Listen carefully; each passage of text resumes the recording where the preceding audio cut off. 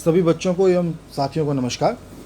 जैसा कि हम सबको पता है कि 5 जुलाई को बोर्ड ने एक नया सर्कुलर रिलीज़ किया, सीबीएसई बोर्ड ने, जिसमें ये बताया गया कि अब एग्ज़ामिनेशन की एक नई पॉलिसी लागू होगी। जैसे कि पिछले साल बोर्ड एकदम से कैंसिल करने पड़े, फिर समझ ही नहीं आया कि पेपर किस तरीके से कंडक्ट कराए जाएंगे। इसीलिए इस साल सीबीएसई ने एक पूरी की नई स्कीम जो है अपनी बोर्ड एग्जामिनेशन के लिए लागू कर दी और 5 जुलाई को उसका सर्कुलर रिलीज़ किया, जो सर्कुलर बिल्कुल आप सभी के सामने है। आप सब ने ये सर्कुलर देखा होगा। इस सर्कुलर को एकदम ईजी करके और इसके इंपॉर्टेंट पॉइंट्स जो हैं वो मैं आपके सामने लेके आया हूँ। तो सर्कुलर को ना देख के और सीधा हम इंपॉर्टेंट पॉइंट्स पर मूव करते हैं।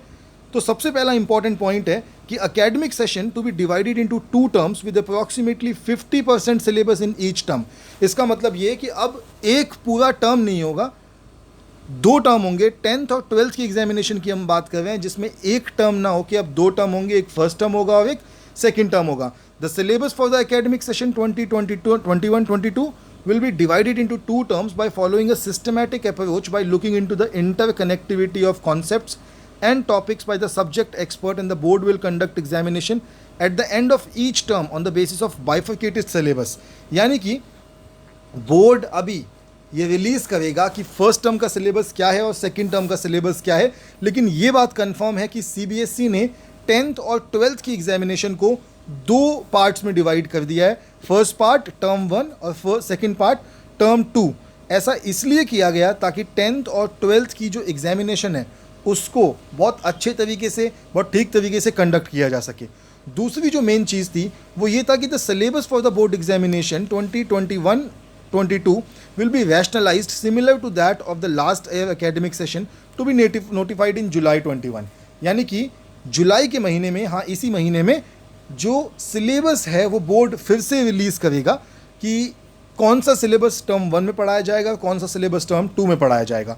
For academic transactions however school will follow the curriculum and syllabus released by the board wide circular number this. इससे पहले भी बोर्ड ने एक सर्कुलर रिलीज़ किया था जिसमें उन्होंने अपना सिलेबस बताया था। तो एकेडमिक कामों के लिए, पढ़ाई से रिलेटेड कामों के लिए उस सर्कुलर को, जो मार्च 31 को निकला था, उस सर्कुलर को देख के और अपना करिकुलम जो है वो स्कूल कंटिन्यू कर सकते हैं। तीसरा जो इंपॉर्टेंट पॉइंट था वो ये था, effort will be made to make internal assessment practical project work more credible and valid.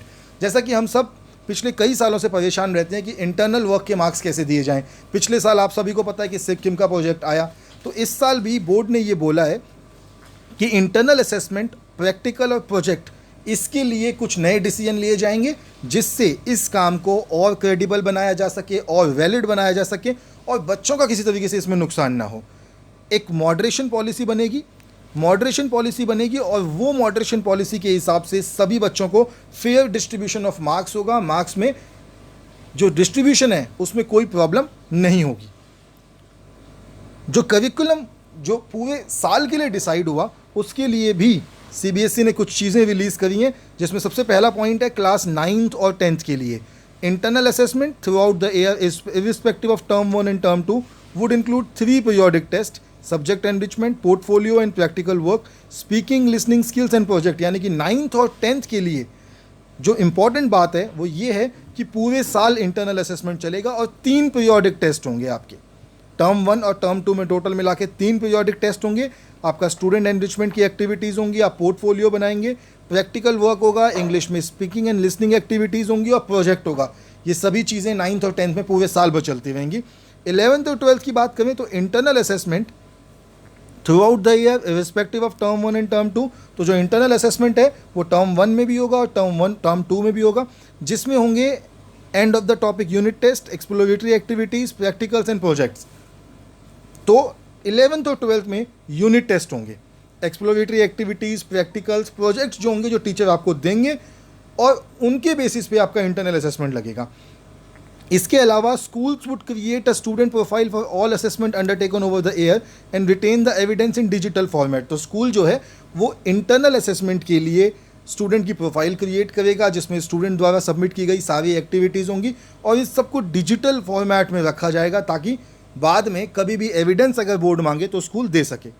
CBSE will facilitate schools to upload marks of internal assessment on the CBSE IT portal। और जो internal assessment के marks होंगे वो CBSE की website पे upload किए जाएंगे जो स्कूल करेगा।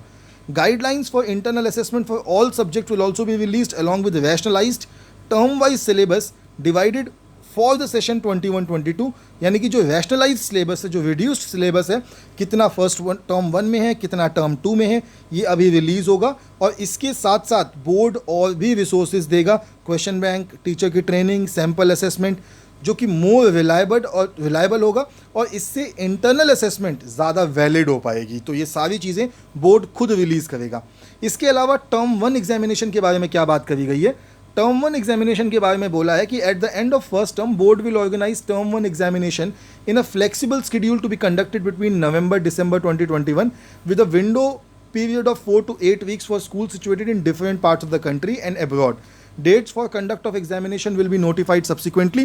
यानी कि November-December 2021, यानी कि इसी साल November-December में बोर्ड फर्स्ट टर्म का एग्ज़ाम लेगा और वो exam all over India and abroad जो CBSE के स्कूल्स हैं उनमें 2 महीने में कंप्लीट होगा। ये नहीं कि एक ही साथ सारे स्कूलों के पेपर कंप्लीट हो जाएंगे, वो 4 से 8 हफ्ते यानी कि 2 महीने के अंदर इन सब के पेपर कंप्लीट होंगे। नवंबर और दिसंबर के महीने में पेपर किस तरीके का आएगा? The question paper will have multiple choice questions including case based MCQs and MCQs on assertion reasoning type.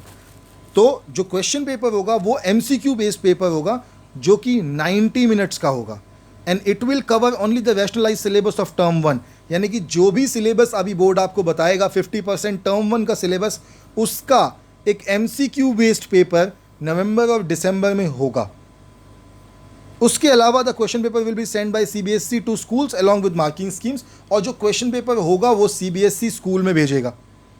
उसके बाद स्कूल उस पेपर को कंडक्ट करेगा। The exam will be conducted under the supervision of external centre superintendents and observers. तो जो भी observers होंगे, जो सुपरिटेंडेंट्स होंगे, उनकी वो प्रेजेंट रहेंगे स्कूल में जब ये एग्जामिनेशन कंडक्ट करा जाएगा। The response sheet of students will be captured on OMR sheets which after scanning may be directly uploaded to CBSE portal or alternatively may be evaluated and marks obtained will be uploaded by the school on the very same day। तो जब ये exam conduct किया जाएगा इसकी OMR sheet school update करेगा, upload करेगा CBSE की portal पे, और जो इसकी फाइनल डायरेक्शन है कि एग्जाम किस तरीके से करना है, एग्जामिनेशन यूनिट कैसे बनेगा, ये चीज़ें CBSE अभी आगे और अपने सर्कुलर्स रिलीज करेगा और उसमें बिल्कुल एक्सप्लेन करेगा। Marks of term 1 examination will contribute to final overall score, यानी कि जो आपके फर्स्ट टर्म में मार्क्स आएंगे, जो किसी भी बच्चे के फर्स्ट टर्म में मार्क्स आएंगे, वो मार्क्स आपके फाइनल एग्जामिनेशन में भी ऐड होंगे। यानी कि आपको फर्स्ट टर्म की एग्जामिनेशन के लिए भी अच्छे से पढ़ना पड़ेगा ताकि आपके मार्क्स 10th में 12th में इंक्रीज हो सकें। इसके अलावा टर्म 2 एग्जामिनेशन के बारे में क्या बात करी गई है? तो टर्म 2 एग्जामिनेशन के बारे में बोला है कि at the end of second term board will organise term 2 और year end examination on the rationalise syllabus of term 2 only, approximately 50% of the entire syllabus. यानी कि टर्म 2 जो एग्जामिनेशन होगी, जो बचा हुआ 50% है, जो फर्स्ट टर्म में आ गया उसके बाद बचा हुआ 50% जो है, उसका एग्जाम बोर्ड दोबारा लेगा and this examination will be held around March-April 2022। तो इसका जो पेपर होगा वो March-April 2022 में होगा at examination sectors fixed by the board. यानी कि जो बोर्ड एग्जामिनेशन होती थी, जैसी बोर्ड एग्जामिनेशन होती थी वैसे ही बोर्ड एग्जामिनेशन होगी आपकी March-April में। यानी आपको फर्स्ट टर्म में एक MCQ बेस्ड पेपर देना पड़ेगा और सेकंड टर्म में आप देंगे पूरा proper board examination. The paper will B of 2 hour duration and have questions of different formats, case based, situation based, open ended, long answer type. बिल्कुल जैसा बोर्ड का पेपर आता था बिल्कुल वैसा ही पेपर आएगा, लेकिन टाइम ड्यूरेशन होगा इसका 2 hours। In case of situation, do not conduct it for normal descriptive examination, and 90-minute MCQ based will be conducted at the end of term 2। अब CBSE ने ये बात बिल्कुल क्लियर कर दी है कि वो बोर्ड एग्जामिनेशन लेना चाहती है, लेकिन अगर सिचुएशन बोर्ड एग्जामिनेशन के लिए प्रीवेलेंट नहीं रही, अगर सिचुएशन बोर्ड एग्जामिनेशन के लिए एप्ट नहीं रही, तो फिर दोबारा वो एक नॉर्मल डिस्क्रिप्टिव एग्जामिनेशन लेगा 90 मिनट का MCQ बेस्ड। यानी कि अगर कोविड सिचुएशन इंप्रूव नहीं होती तो हो सकता है कि टर्म एंड में, टर्म 2 में भी आपका MCQ बेस्ड एग्जामिनेशन ही हो। Marks of term 2 examination would contribute to final overall score, और जो फाइनल ओवरऑल स्कोर आपका बनेगा उसमें टर्म 2 के मार्क्स भी काउंट होंगे। इसके अलावा असेसमेंट एग्जाम्स के बारे में उन्होंने बात करी है कि in case of situation of pandemic improves and students are able to come to school or centres for taking exams, the board would conduct term 1 and term 2 examination at school centres and the theory exam will be distributed equally between the 2 exams। अब एक बहुत important बात board कहता है कि अगर situation बिल्कुल ठीक हो जाती है, हमारे आसपास कोविड ओवर हो जाता है, पैंडेमिक ओवर हो जाता है, तो बोर्ड टर्म 1 और टर्म 2 दोनों ही एग्जाम्स को बिल्कुल फॉर्मली कंडक्ट करेगा जैसे वो कंडक्ट करता था.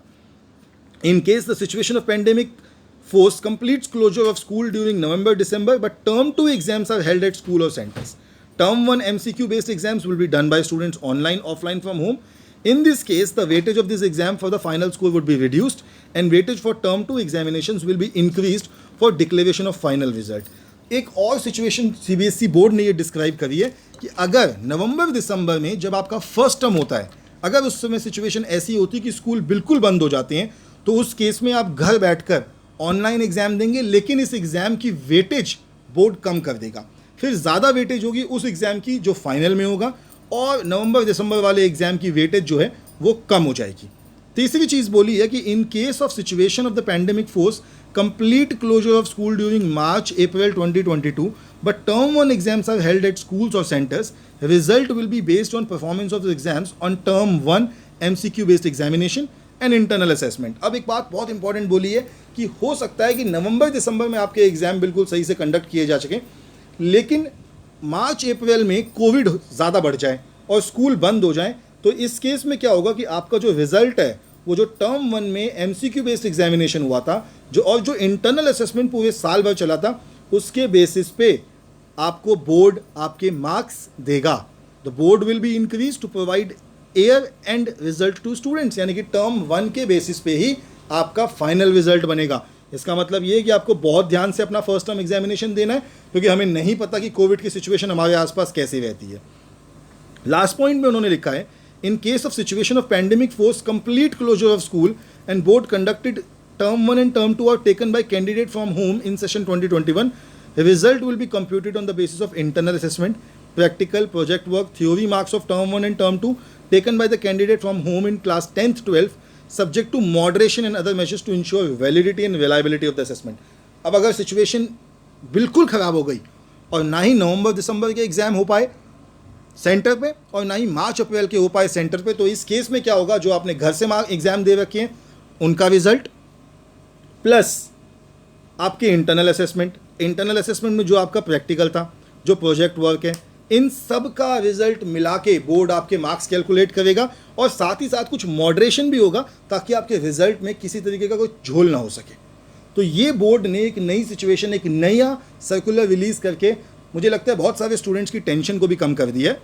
तो चलिए अगला जब भी सर्कुलर आएगा एग्जामिनेशन पॉलिसी के ऊपर हम उसे डिस्कस करेंगे. तब तक के लिए बच्चों, thank you, stay healthy and stay safe.